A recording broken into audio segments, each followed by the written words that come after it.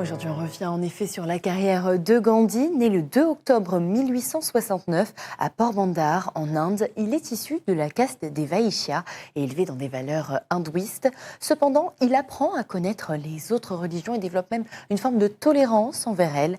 Il respecte les coutumes de sa caste et il épouse à 14 ans Katsurbai, qui restera son épouse jusqu'à sa mort en 1942. Gandhi va quitter l'Inde en 1888, attiré par le style de vie occidental. Et il part donc pour Londres afin de réaliser des études de droit. C'est à ce moment qu'il découvre la Bhagavad Gita, le texte fondateur de l'hindouisme, qui marquera profondément sa pensée. Après 3 années passées en Angleterre, il retourne finalement en Inde pour exercer la profession d'avocat. Mais ses débuts s'avèrent peu fructueux. En 1893, Gandhi accepte donc un poste de conseiller juridique auprès d'une entreprise indienne, mais qui est basée en Afrique du Sud. Et c'est là-bas qu'il constate des discriminations dont sont victimes aussi bien les Noirs que les Indiens. Effectivement, Julien, entre exclusion, de nombreux droits civiques, ségrégation et même racisme quotidien, face à cette injustice, il entame une lutte qui durera près de 20 ans, fondée sur la résistance pacifique et la non-coopération avec les autorités coloniales. Ayant obtenu en 1914 certaines concessions du gouvernement sud-africain, Gandhi finit par revenir en Inde et convaincu que les Indiens doivent prouver leur légitimité à la citoyenneté britannique en participant à la défense du pays. Il les incite à rejoindre l'armée britannique pendant la Première Guerre mondiale.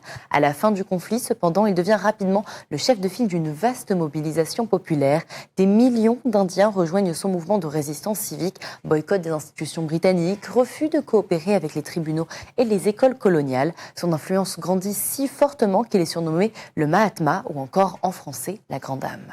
Parallèlement, il encourage l'indépendance économique. En effet, il veut contrer l'appauvrissement qui est causé par la domination britannique et la destruction également des industries locales. Mais sa première grande campagne de désobéissance civile échoue.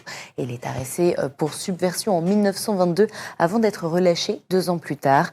En 1930, Gandhi lance une nouvelle offensive pacifique contre la fiscalité coloniale et notamment sur l'impôt sur le sel. De nouveau emprisonné puis libéré en 1931, il poursuit son combat en privilégiant toujours des moyens non violents mais actifs comme les boycotts, les grèves de la faim ou encore les marches silencieuses.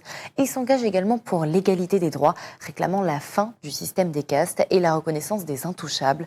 Après l'indépendance partielle de l'Inde en 1935, il lutte avec Nehru et le Congrès pour l'unification des principautés et l'indépendance complète. Enfin, durant la Seconde Guerre mondiale, Gandhi refuse d'apporter le soutien de l'Inde aux Britanniques sans contrepartie. Effectivement, il va lancer le fameux mot d'ordre « Quit India », appel à leur départ immédiat, qui déclenche une révolte d'ampleur inédite, suivie d'une répression assez brutale.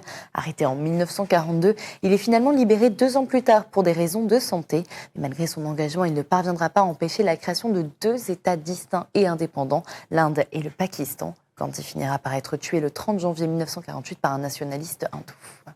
Eh bien, merci Victoria d'être venue pour nous sur la carrière de Gandhi, né le 2 octobre 1869. On sait que Gandhi est très présent aussi à La Réunion. Il y a un lycée Mahatma Gandhi. Exactement. Le statut aussi. L'ancien lycée Saint-André 3 du Mahatma Gandhi, lycée polyvalent. Et j'avais une petite anecdote parce que j'ai rencontré la petite fille du Mahatma Gandhi. Ils avaient inauguré une stèle à l'intérieur du lycée justement. C'était en 2008.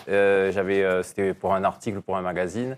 Et j'avais rencontré sa petite fille, qui est venue à La Réunion. Qui parlait toujours de paix pour être toujours fidèle aux principes de son grand-père. Voilà, donc ça m'a fait penser à cette petite anecdote. Vous avez bien fait de nous la raconter, Yannick. Oui, je vous en prie.